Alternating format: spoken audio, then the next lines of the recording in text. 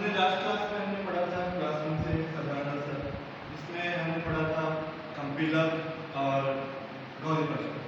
तो आज हम इस सेशन को हम लोग कंटिन्यू कर रहे हैं।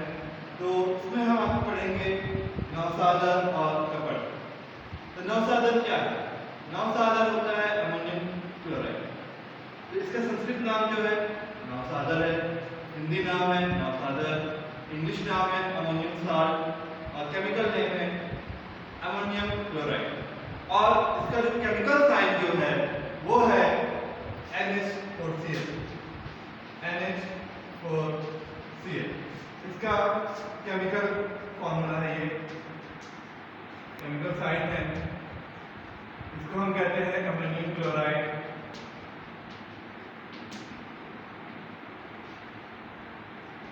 Ammonium chloride. तो आइए हम देखते हैं इसका पर्याय।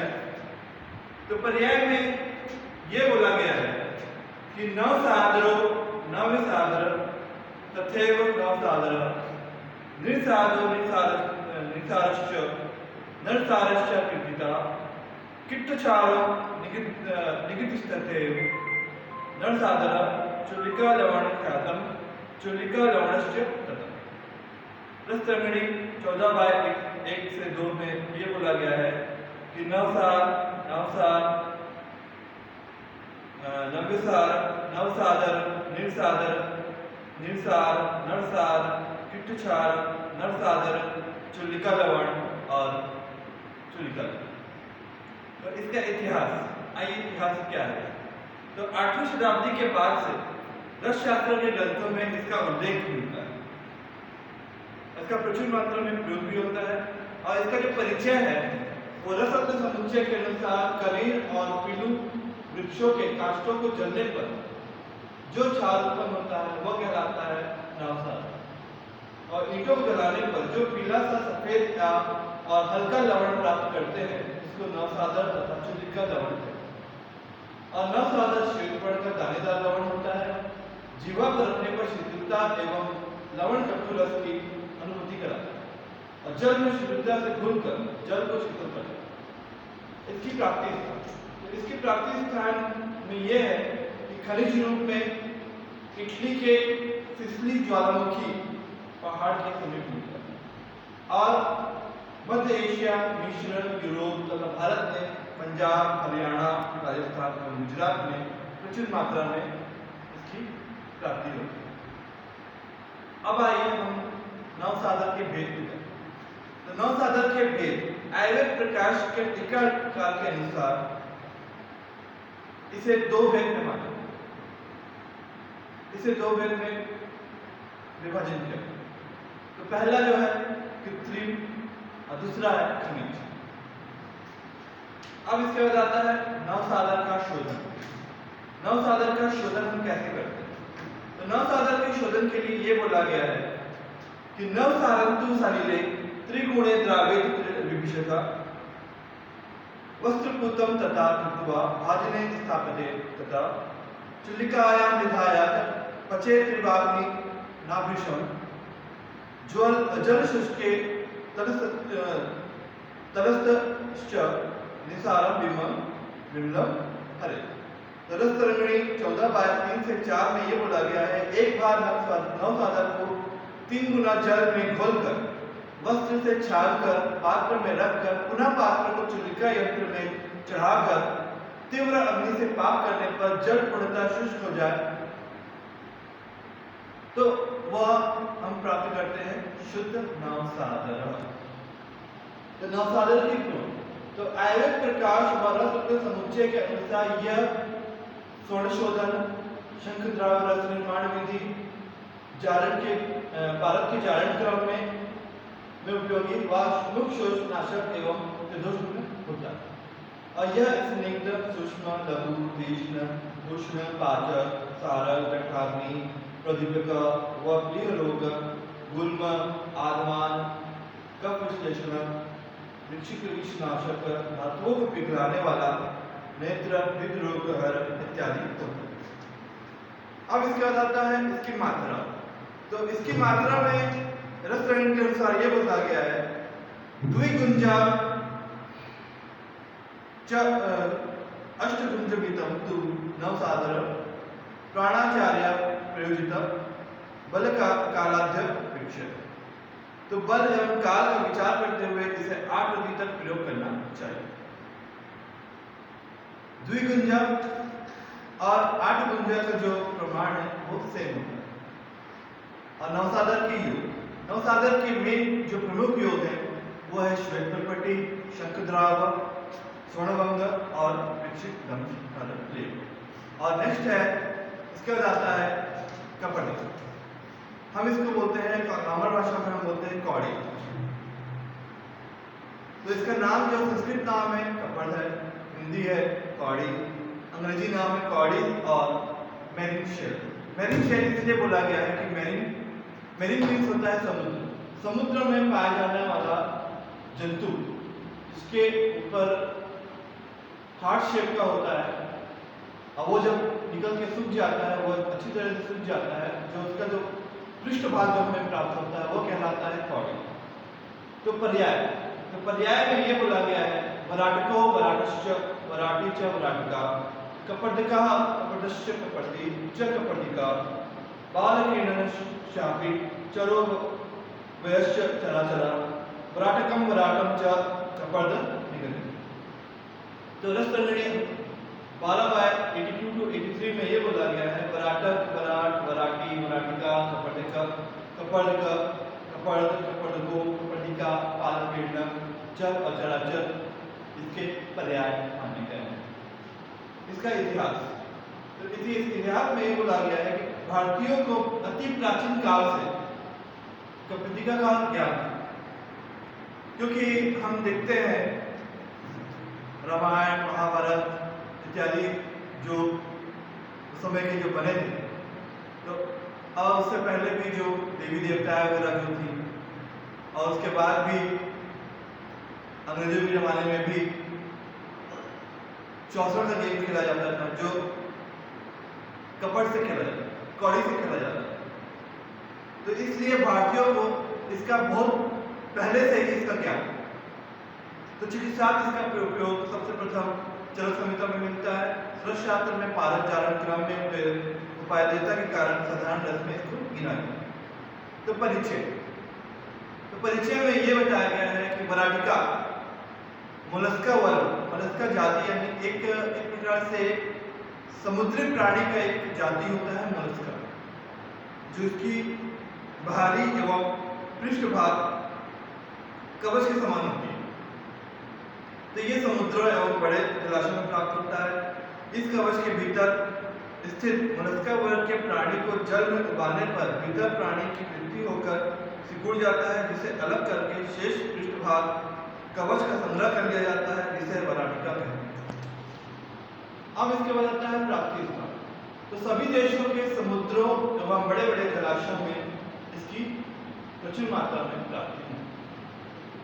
अब इसके भेद, तो भेद में सर्वप्रथम रसरंगणी के अनुसार ये बोला गया है। तो वराटिका त्रिधा प्रोक्ता पित्त श्वेत च दूसरा पित्तोत्तमा मध्यमा तु श्वेता अन्य चौधमा मध्य। तो वर्ण के आधार पर रसरंगणी के अनुसार 3 भेद माने।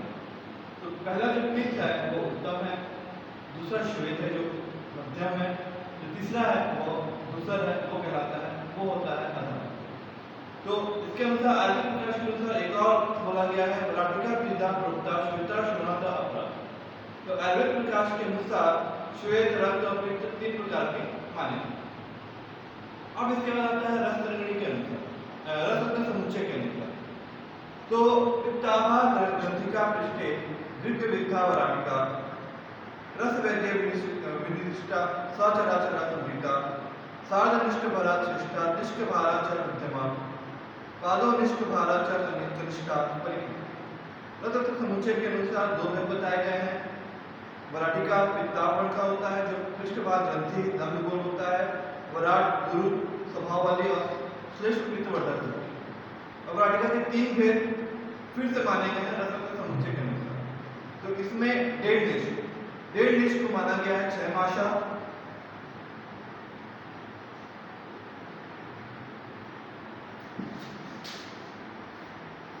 इसमें पहला है डेनिश्क, इसको माना गया 6 माशा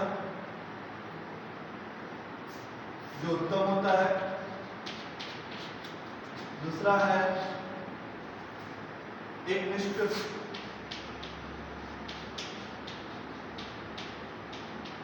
ये होता है मध्यम, ये होता है 3 माशा, 4 माशा होता है ये, सॉरी, ये मध्यम होता है। और तीसरा होता है पौनिष्ठ, एकनिष्ठ, पौनिष्ठ।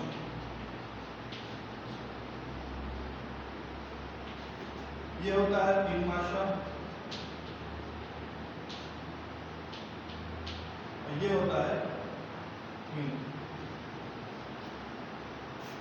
या अधम, हीन भी बोलते हैं या अधम भी बोल सकते हैं हम।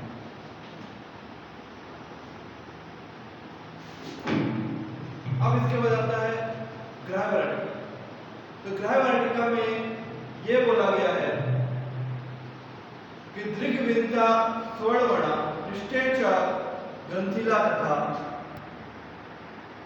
सार्ध एक शाण प्रविता वराटी कथितो उत्तमा षडंगिता मध्यमा साक्षा राध प्रविता धमा रसे के वृत्त उत्तमे वेह भस्म कर्मणि रस तरंगणी 12/85 से 86 के बीच में ये बोला गया है कि दृग्विंत स्वर्णवर्ण पृष्ठभाग पर छोटी छोटी गांठ युक्त और 1.5 शाण वाली वराटिका उत्तम मानी गई है, 1 शाण वाली मध्यम मानी गई है तथा आधा शाण वाली अधम मानी।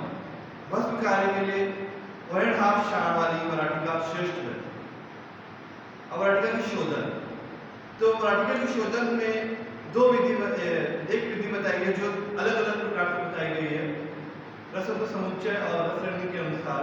तो वराट कंजिके स्विन्ना यामा शोधन शुद्धि वापन या दोलयंत्र तु यामिकम कांजिकेन वराटिका स्विन्ना प्रचारिता च उष्णवालिना शुद्धिम आपने। तो वराटिका को एक प्रहर या एक याम तक कांजी में दोलयंत्र विधि से स्वेदन कर उष्ण जल से प्रक्षालन करने के पश्चात जो प्राप्त होता है वह कहलाता है शुद्ध वराटिका। इसके अलावा और भी डिफरेंस बताए गए हैं आयनिक प्रकाश, और इसमें ये बोले गए हैं कि जो भी अम्ल द्रव्य है जैसे नींबू है, कांजी है और लकुशफल रस है, जो अम्ल द्रव्य है, अम्ल द्रव्य के साथ में 1 प्रहर तक शोधन करने से वराटिका जो होती है वो शुद्ध हो जाती है। और इसके बाद आता है वराटिका के मारण। तो वराटिका का मारण कैसे करें? वराटिका के मारण के लिए विधि जो बताई गई है, वराटिका विशोधिता तो त्वलात् काले स्थिता यदा भवेतु फुल्लिता मृता तदा शुनो निचिता। रसरंगणी 12/94 में ये बोला गया है कि अग्नि के धधकते कोयले पर पटिकाओं को रखकर धवन करके पुलित करना और स्वांश हो जाने पर चूर्ण कर रख दिया जाता है। इस प्रकार वराटिका भस्म प्राप्त किया। इसकी एक और विधि बताई गई है कि इसको कांजी के साथ में शोधन करना है 1 प्रहर तक, 1 याम तक। 1 याम होने के बाद में उसको छोटे टुकड़े कर लेने हैं। टुकड़े करने के बाद में 2 शराब लेनी है, 2 शराब में लेकर के शराब संपुट करना है। शराब संपुट करने के बाद में इसको लघुपुट दे करके भस्म तैयार किया जाता है। तो इसको अच्छी तरह से भस्म तैयार करने के लिए इसमें लघु सरस की भावना और अम्ल द्रव्य की भावना दे करके मर्दन किया जाता है, चक्रिका बनाई जाती है और इसके पश्चात इसको फिर से 3 से लेकर के 4 बार पुट दिया जाता है। तो इस विधि से करने पर जो हमें भस्म प्राप्त होता है वो शुद्ध वराटिका भस्म प्राप्त होता है। और इसकी जो गुण जो बताई गई है रसत्व समुच्चय व रसरंगणी के अनुसार वराटिका परिणाम शूल ग्रहणी क्षयहर कटु उष्ण दीपन नेत्र वात कफहर वात पारचारण में श्रेष्ठ व विद द्रव्य निर्माण में उपयोगी कफ स्त्रावनाशक अग्निमाद्यनाशक इत्यादि में प्रयोग होता है। इसकी जो मात्रा बताई गई है मराठिका मात्रा रक्ति मतलब रस त्रयण के अनुसार 12/90 में ये बोला गया है कि इसकी जो मात्रा बताई गई है वो 2 रक्ति मात्रा बताई गई है। और इसके जो प्रमुख योग है वो है अग्निकुमार रस, ग्रहणी कपाट रस, प्रवाल पंचामृत रस और रत्नगर्भ रस।